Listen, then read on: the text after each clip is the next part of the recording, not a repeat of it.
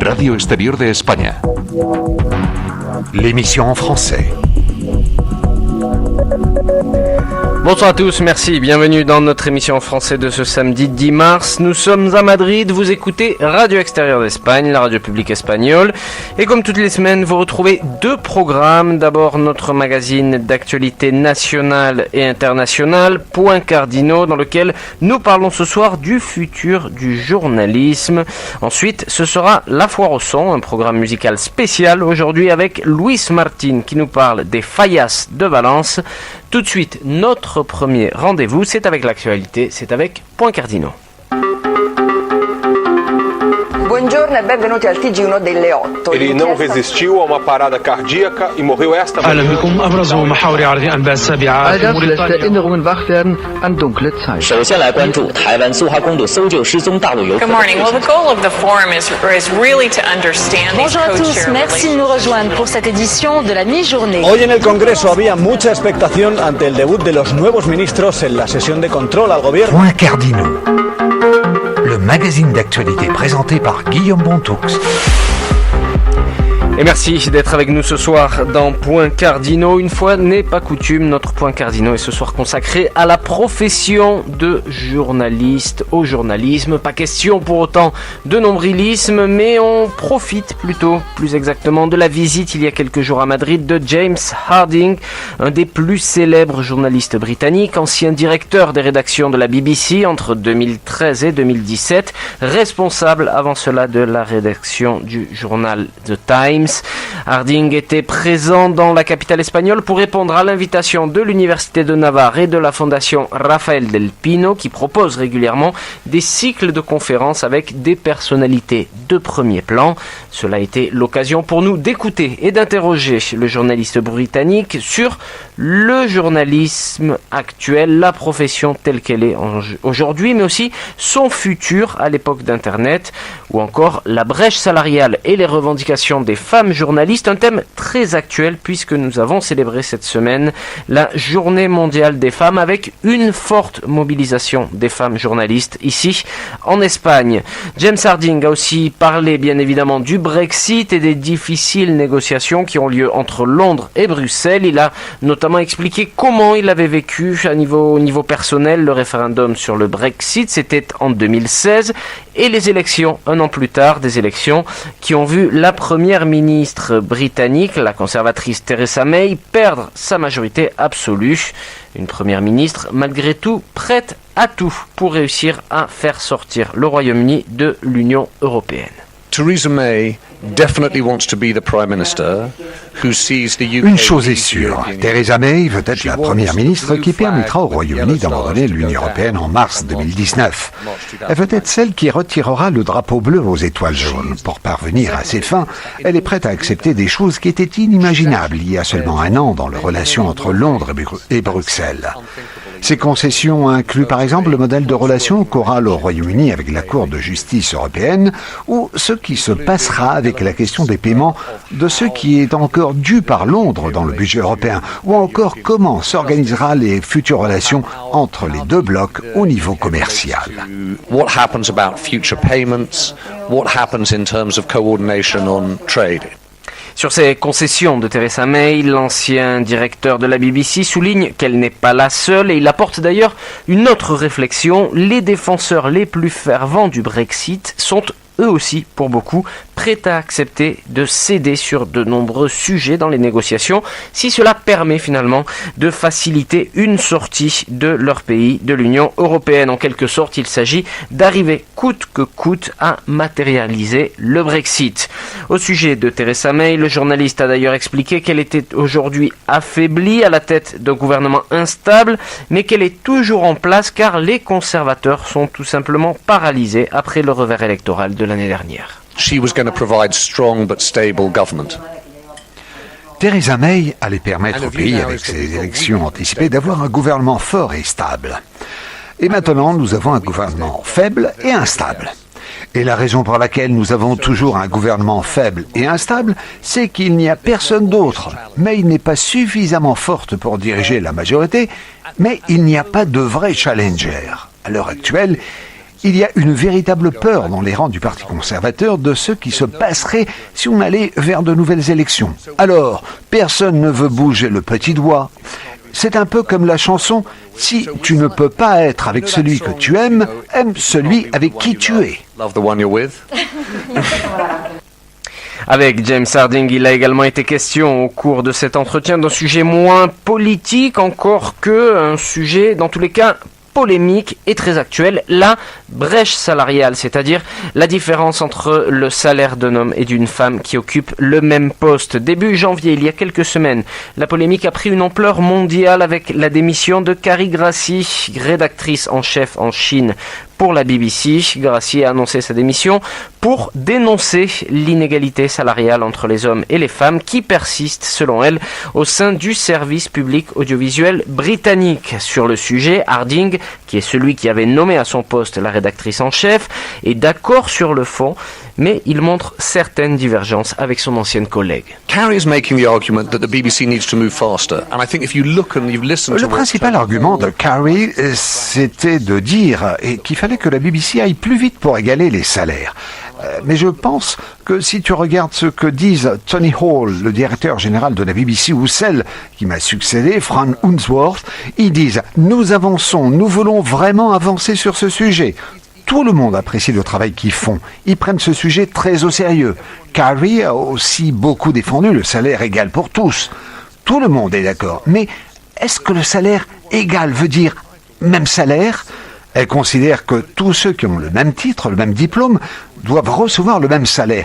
Et pour la BBC, tous ceux qui ont le même diplôme doivent avoir un salaire similaire. Mais celui-ci doit également refléter l'expérience, le travail qu'ils réalisent, les responsabilités, etc.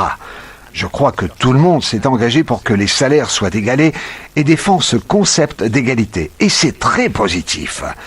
Mais il y a quand même une question. Est-ce qu'un salaire égal signifie nécessairement un salaire juste ? C'est le débat actuel au sein de la BBC, et je pense que c'est un débat difficile, mais sans aucun doute très positif sur le long terme pour l'organisation. Ultimately very positive for the culture and the reputation long term of the organisation. Et sur ce sujet, James Harding défend son bilan lorsqu'il était à la tête des rédactions de la BBC, de la corporation britannique, entre 2013 et 2017. Il assure qu'avec son équipe, ils avaient déjà commencé à faire bouger les choses. And we started changing a whole host of things. Nous avons commencé à changer les choses. Nous avons d'abord modifié la façon de faire les choses, comme par exemple la manière d'éditer, de gérer. Également la manière dont on pouvait évoluer, développer sa carrière professionnelle à l'intérieur de l'entreprise, de l'institution.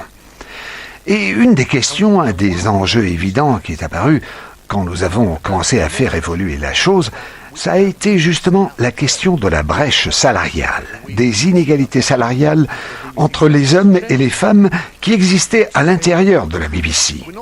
Et là, nous avons réfléchi et nous avons décidé non pas d'agir pour réduire les inégalités, mais d'éliminer de manière définitive les mécanismes qui permettaient ces inégalités.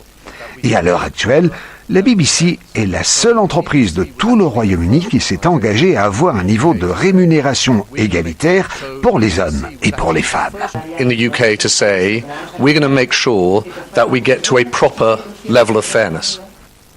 Harding encourage désormais la nouvelle direction de la BBC à aller encore plus loin sans se limiter aux inégalités hommes-femmes, mais à promouvoir également la diversité. On l'écoute. When you're thinking about creating the best possible newsroom, quand vous réfléchissez, que vous essayez de penser comment créer la meilleure salle de rédaction possible, et que vous pensez en termes d'égalité et de diversité, vous devez penser à tous les niveaux. Les inégalités salariales hommes-femmes sont un des éléments. Mais il y a aussi une réflexion qui va bien au-delà. Que fait la BBC ? Et je pense que c'est une des entreprises qui réfléchit le mieux sur ça. Mais que fait la BBC sur le mélange homme-femme dans le management de l'organisation, pas seulement en termes de salaire ? Par exemple, Celle qui m'a succédé, Fran Unsworth, a complètement transformé en ce sens l'organisation du service mondial et c'est très positif. Mais il ne faut pas se limiter à cette question, car sinon on risque de prendre du retard. On ne peut pas aller assez vite, par exemple, en termes de diversité ou d'accès aux personnes handicapées. In terms of disability, in terms of income and background. Point Cardinaux, c'est terminé pour aujourd'hui. Merci d'avoir été en notre compagnie ce soir dans ce magazine. À l'écoute donc de James Harding, ancien directeur des rédactions de la BBC entre 2013 et 2017.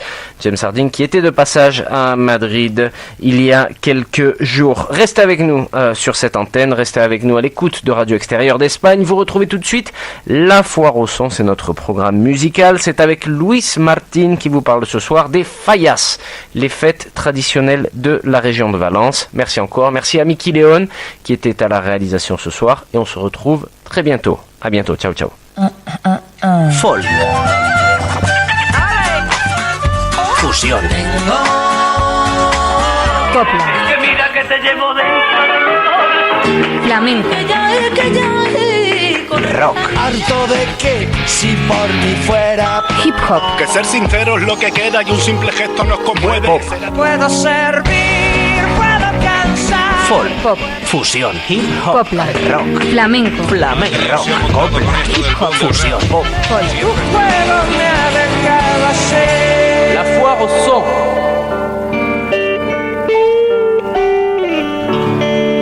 La Foire au Son, notre rendez-vous hebdomadaire avec la musique espagnole de toutes les époques, de tous les styles. Un programme présenté par Luis Martin au micro et Jesus Carreras aujourd'hui au contrôle technique. Un programme qui va être consacré à la musique des célèbres fêtes des Fallas.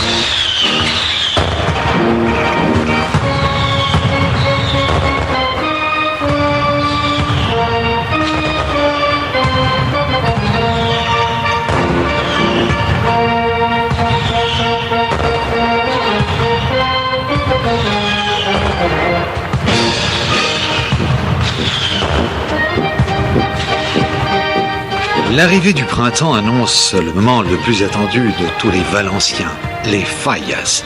C'est la grande fête de Valence, préparée tout au long de l'année dans un grand enthousiasme, avec beaucoup de travail et d'efforts, et qui est vécue très intensément au cours de la semaine du 19 mars. Mais cette fête est aussi fêtée dans plusieurs villes de la région et dans toute l'Espagne aussi. Pendant ces quelques jours, l'humour, l'imagination, le spectacle et surtout la musique prennent possession de la rue, dans un impressionnant déploiement d'art et de couleurs et de musique qui vous laissera bouche bée.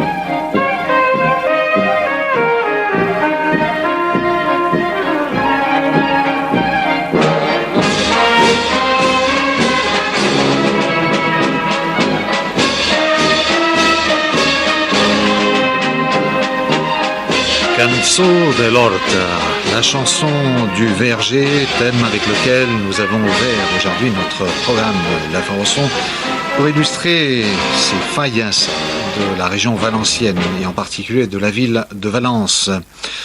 Ou une ville où dans un déploiement d'art, d'ingéniosité et de bon goût, elle se remplit de gigantesques monuments en carton, les ninots. L'origine de cette célébration remonte aux parots des charpentiers, c'est-à-dire des lampes en bois avec lesquelles ils éclairaient leurs ateliers en hiver et qu'ils brûlaient